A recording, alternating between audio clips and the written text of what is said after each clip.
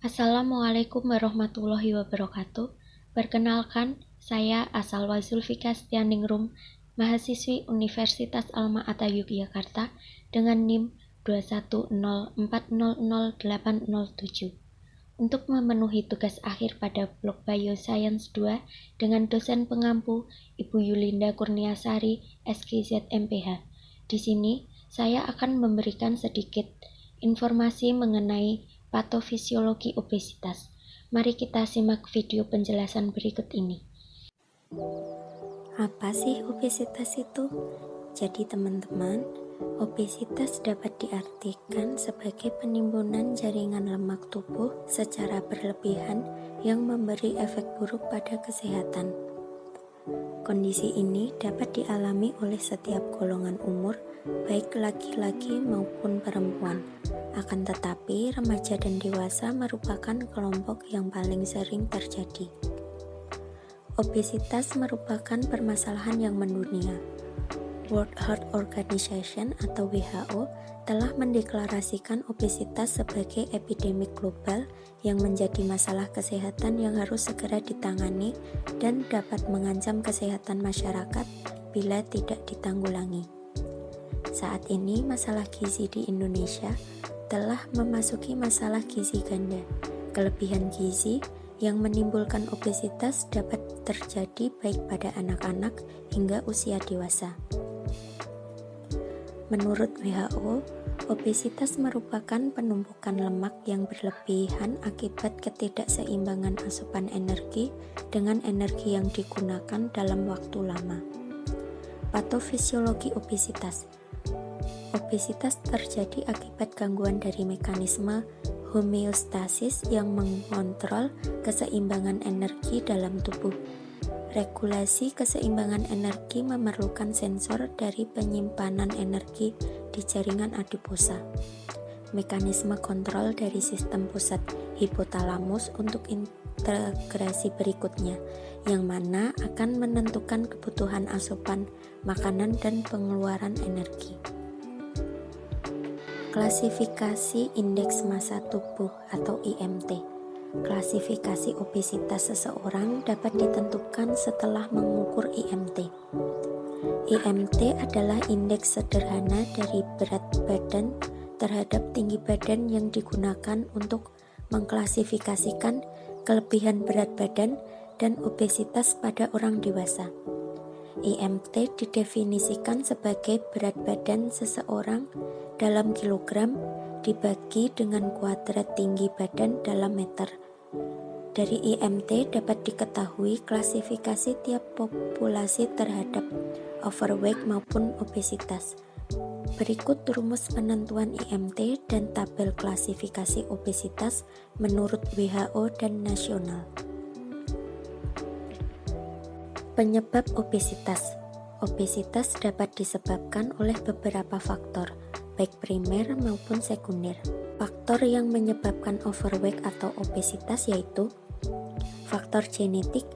Genetik berperan penting dalam patogenesis obesitas ataupun meningkatkan resiko.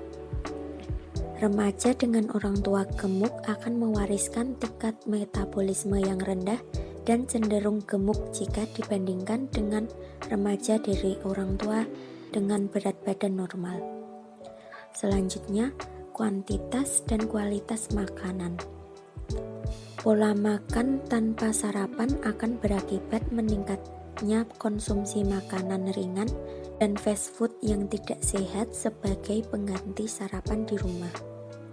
Makanan siap saji ataupun makanan cepat saji yang mengandung kualitas gizi buruk seperti tinggi lemak dan karbohidrat namun sedikit mineral dan vitamin.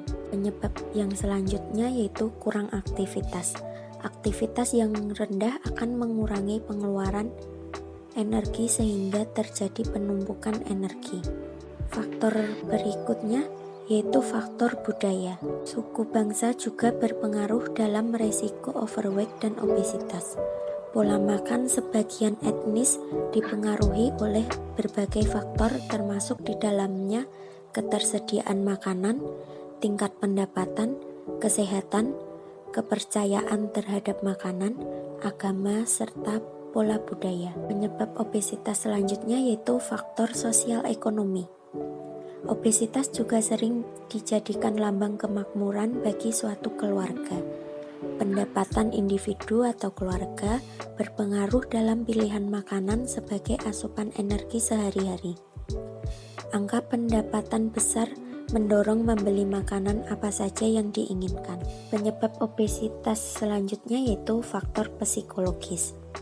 Seseorang yang mengalami gejala stres cenderung mengkonsumsi makanan dalam jumlah yang berlebih. Ada hubungan yang signifikan antara gejala stres dengan kejadian obesitas.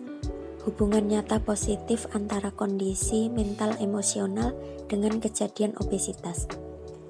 Akibat adanya hormon kortisol yang mengendalikan tubuh kita untuk terus makan. Faktor resiko yang timbul jika seseorang mengalami obesitas yaitu terjadinya berbagai penyakit metabolik dan degeneratif seperti diabetes mellitus tipe 2, hipertensi, asma, varises, fatty liver atau hati berlemak, sleep apnea, dan stroke. Cara mengatasi obesitas. Yang pertama dengan pola makan. Mengkonsumsi makan beraneka ragam, idealnya setiap kali makan terdiri dari 4 kelompok hidangan, seperti makanan pokok, lauk pauk, sayur, dan buah. Mengutamakan mengkonsumsi makanan sumber karbohidrat kompleks seperti kelompok padi-padian dan umbi-umbian, yaitu 3-8 porsi per hari tergantung kepada kebutuhan. Mengkonsumsi makanan sumber protein hewani dan nabati masing-masing 2-3 porsi per hari, seperti ikan, tahu, tempe, dan lainnya. Membiasakan pola makan teratur terdiri dari 3 kali makan utama, pagi, siang, dan malam, dan 1-2 kali makan selingan. Membatasi konsumsi lemak, minyak, dan gula, dan tidak minum alkohol. Mengkonsumsi sayur 3-5 porsi per hari dan buah 2-3 porsi per hari. Dan meningkatkan aktivitas fisik minimal 30 menit setiap hari. Lakukan secara teratur 3-5 kali per minggu, kemudian lakukan penyesuaian setelah beberapa minggu. Dan cara mengatasi obesitas yang terakhir yaitu dengan membatasi tidur berlebihan.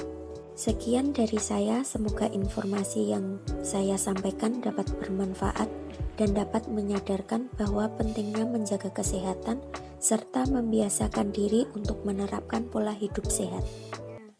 Terima kasih. Wassalamualaikum warahmatullahi wabarakatuh.